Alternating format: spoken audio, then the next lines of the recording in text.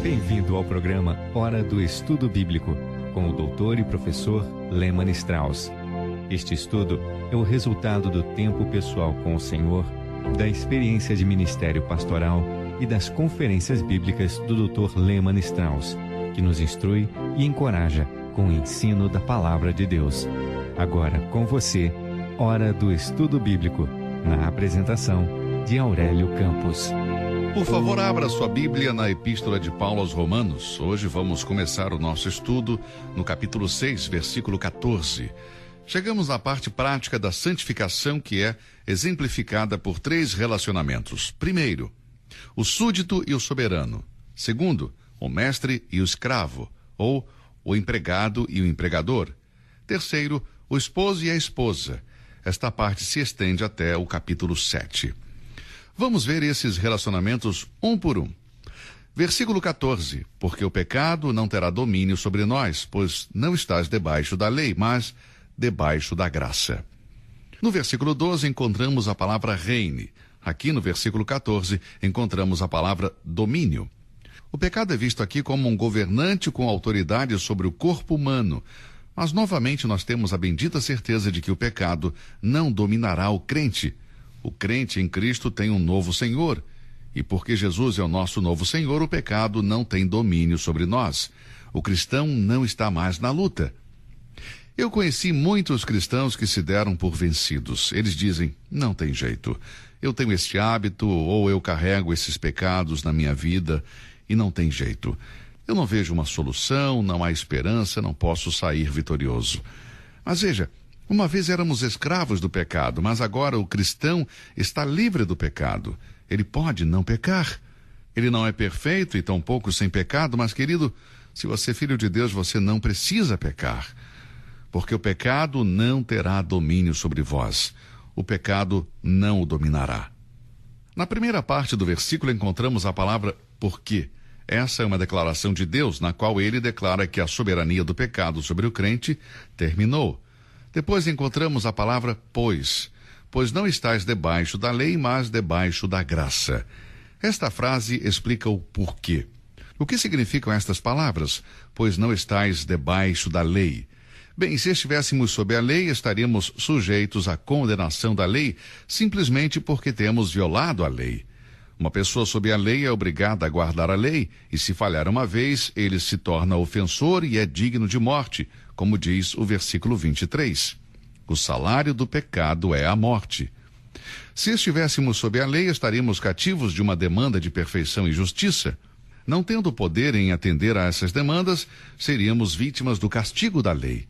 O indivíduo que vive sob a lei não sabe o que é ser livre do pecado ou do seu salário. Nós sabemos que a lei foi criada para mostrar como o homem é pecador. Romanos 5:20 diz, veio, porém, a lei para que a ofensa. Este versículo nos mostra o propósito da lei. Viver sob a lei, então, é viver sob as demandas de uma obediência perfeita, sob pena de morte. Graças a Deus não estamos mais sob a lei. Mas o que significa estar debaixo da graça? Estar debaixo da graça é o oposto de estar debaixo da lei. Debaixo da lei, o pecado tinha domínio sobre os homens, mas agora, debaixo da graça, o pecado não tem poder de domínio sobre o homem. Estar debaixo da graça significa estar sob o efeito salvítico e glorioso da morte e ressurreição de Cristo em nosso lugar.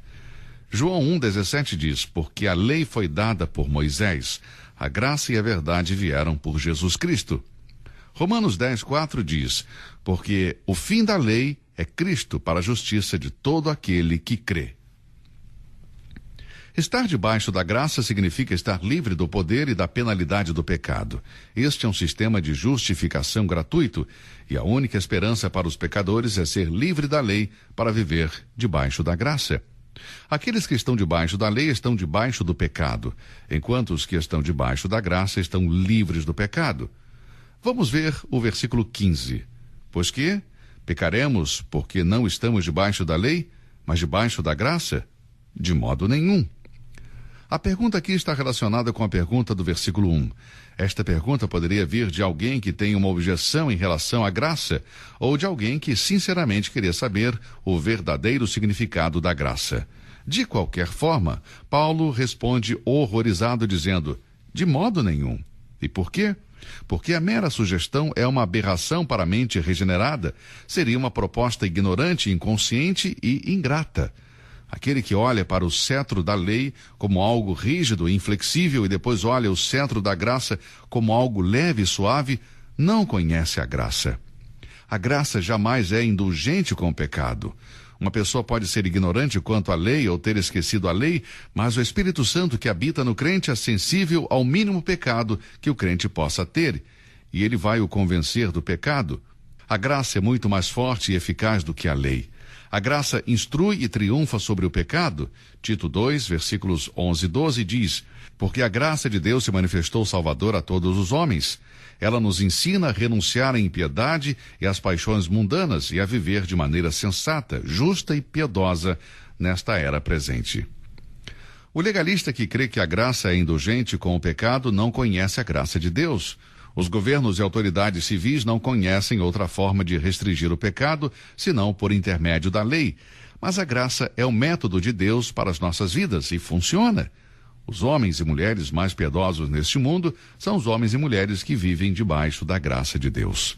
Agora, começando no versículo 16, Paulo mostra a relação senhor e escravo.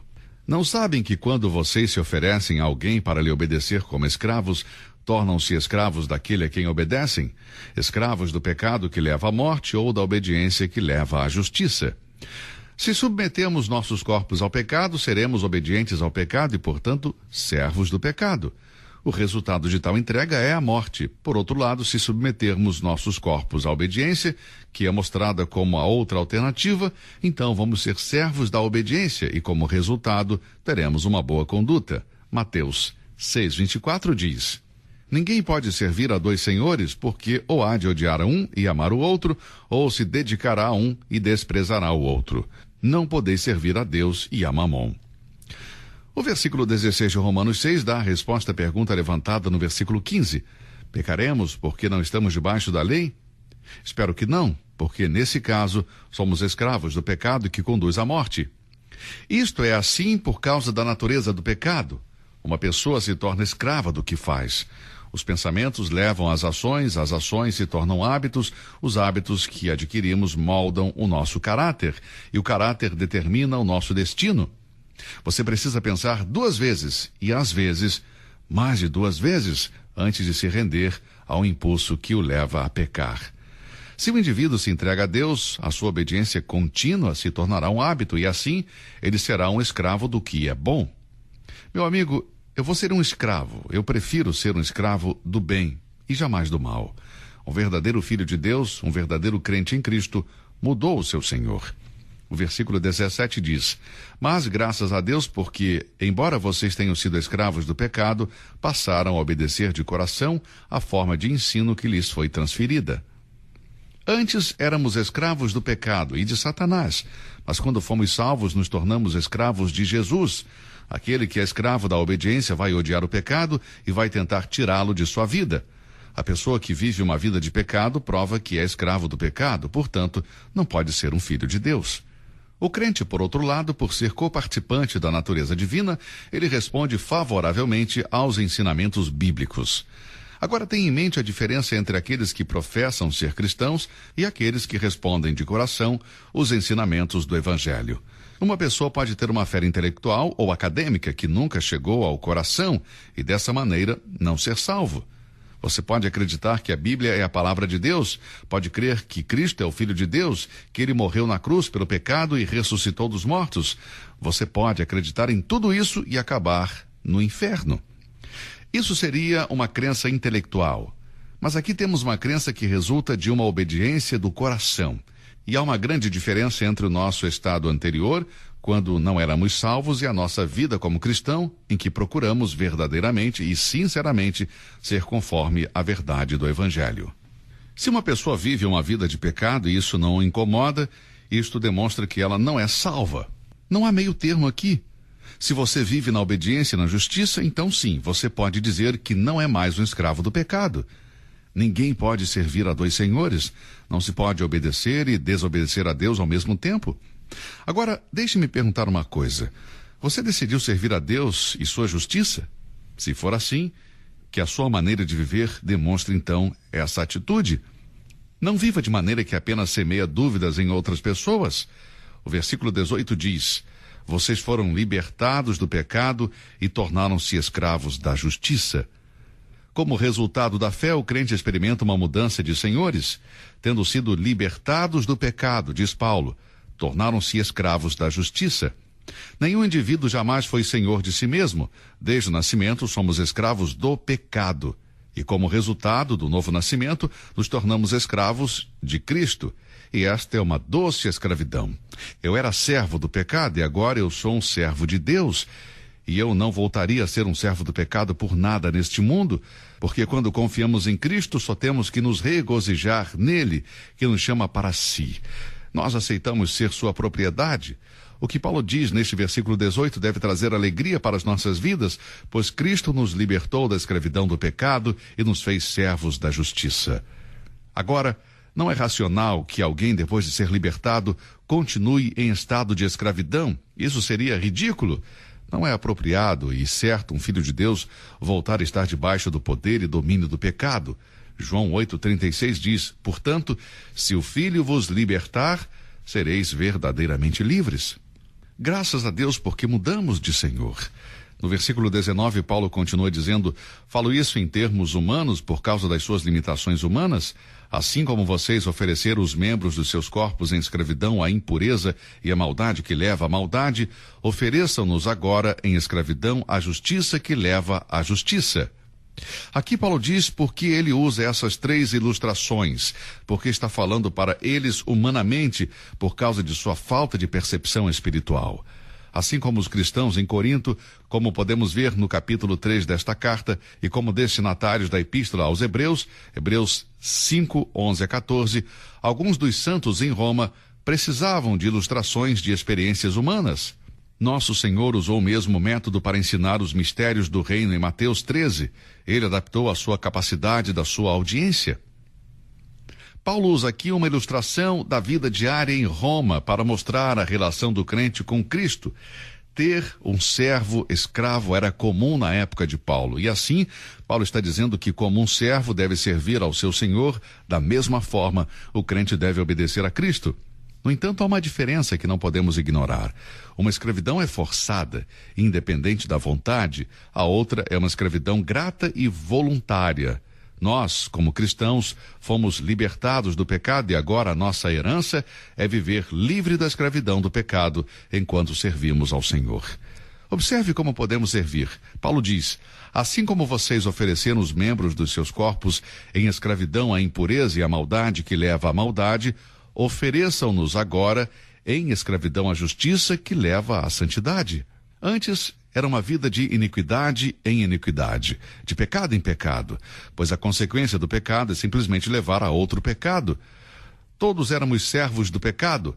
Antes, os membros dos nossos corpos estavam entregues ao pecado, para o diabo usá-los. Agora devemos nos entregar a Cristo, para que nossos membros sejam usados para a justiça e santidade.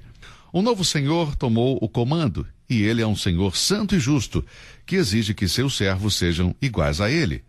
Devemos viver, trabalhar, servir e sofrer como um servo que voluntariamente foi até a porta do seu Senhor. Paulo escreve em Romanos 6:20, quando vocês eram escravos do pecado, estavam livres da justiça. O que ele quer dizer com isso?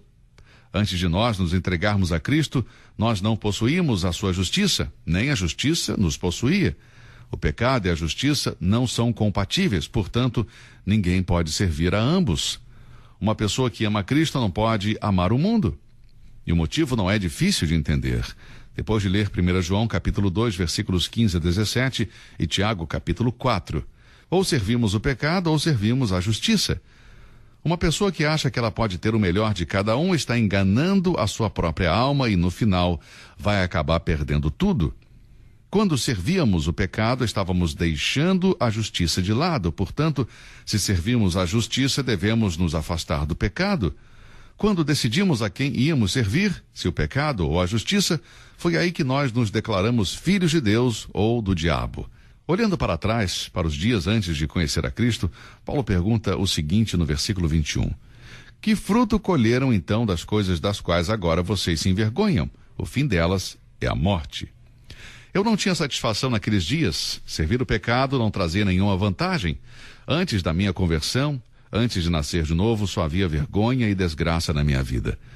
Se a graça de Deus não tivesse me resgatado, o pecado teria me levado à morte e, eventualmente, à separação eterna da presença de Deus. Todo indivíduo deve reconhecer que sua vida passada, antes de conhecer a Cristo e ser iluminado pelo Espírito de Deus, era de condenação. No passado, estávamos envolvidos em pecado, o qual nos levava à morte. Mas agora, diz Paulo, libertados do pecado e feitos servos de Deus, tendes o vosso fruto para a santificação e, por fim, a vida eterna. Aqui vemos um contraste entre dois tipos de frutos. O fruto do pecado, que tem como fim a morte, e o fruto da santificação, que tem como fim a vida eterna. O novo fruto da vida cristã é o fruto do Espírito e nos leva para a santificação e para a eternidade com o Senhor. Esta é a grande bênção do Evangelho. Todo crente deveria envergonhar-se de sua vida passada sem Cristo e, por outro lado, se alegrar por sua nova vida em Cristo, cheia de bênçãos. Se a evidência de uma árvore está nos seus frutos, a evidência da nova vida também está em produzir frutos. O fruto para a santificação é a evidência de que você não é mais servo do pecado. A ideia de que um homem pode praticar o pecado e simultaneamente pertencer a Cristo é totalmente falsa. O verdadeiro Filho de Deus está comprometido a servir a justiça e vai produzir fruto para a santificação, pois ele foi libertado do pecado. O tema principal deste capítulo de Romanos é que o cristão foi liberto do pecado. Ele não é perfeito. É possível que ele ainda peque, mas não precisa pecar. Esta é uma grande verdade que estabelece a continuidade para o capítulo. Apesar deste capítulo mostrar a luta constante com o pecado, ele conclui dizendo que o servo da justiça tem a vitória sobre o pecado. O cristão é livre da condenação do pecado, ele é livre do controle do pecado e da condenação do pecado. Agora vamos para o último versículo. Porque o salário do pecado é a morte, mas o dom gratuito de Deus é a vida por Cristo Jesus, nosso Senhor. A ideia básica deste versículo é o que constitui o Evangelho. O indivíduo que permanece em pecado deve receber o salário do pecado. E a única maneira que o pecado paga os seus escravos é entregando-os à morte para ficarem separados de Deus para sempre. Neste capítulo, o pecado é personificado e todos os que permanecem sob seu domínio receberão seu salário. O pecado é um senhor fiel e dará aos seus servos o pagamento que eles merecem. A palavra salário aqui significa o pagamento de um soldado. Ela é usada em Lucas 3,14. O pecado é um conflito armado contra Deus e a pessoa que luta contra Deus vai receber esse pagamento. Deixe-me fazer uma pergunta. Permaneceremos no pecado? Vale a pena continuar em pecado? De jeito nenhum. Se continuarmos a praticar o pecado, somente estamos provando que não somos filhos de Deus. Quando Paulo se refere ao pecado, ele menciona salário. Quando se refere a Deus e à vida eterna, ele não usa a mesma palavra. A vida eterna em Cristo Jesus é um presente, com todos os méritos e recompensas incluídos. Não poderíamos fazer nada para ganhar a vida eterna. A vida eterna é um presente de Deus. O pecado merece a morte. A justiça é um presente merecido de Deus ao homem, um sinal de sua graça. Eu quero lhe fazer uma pergunta. Você é filho de Deus? Você se diz cristão? Se assim for, você deve dizer não ao pecado, isto é, não praticar mais o pecado. Todos nós pecamos em palavras ou em ações, mas não continuamos com uma vida de pecado constante. Um cristão não pratica o pecado. O que o crente faz com o seu pecado? Bom, primeiro confessa a Deus. 1 João 1,9 diz, se confessarmos os nossos pecados, isto é, dirigido aos crentes em Cristo, Deus é fiel e justo para nos perdoar os pecados e nos purificar de toda injustiça.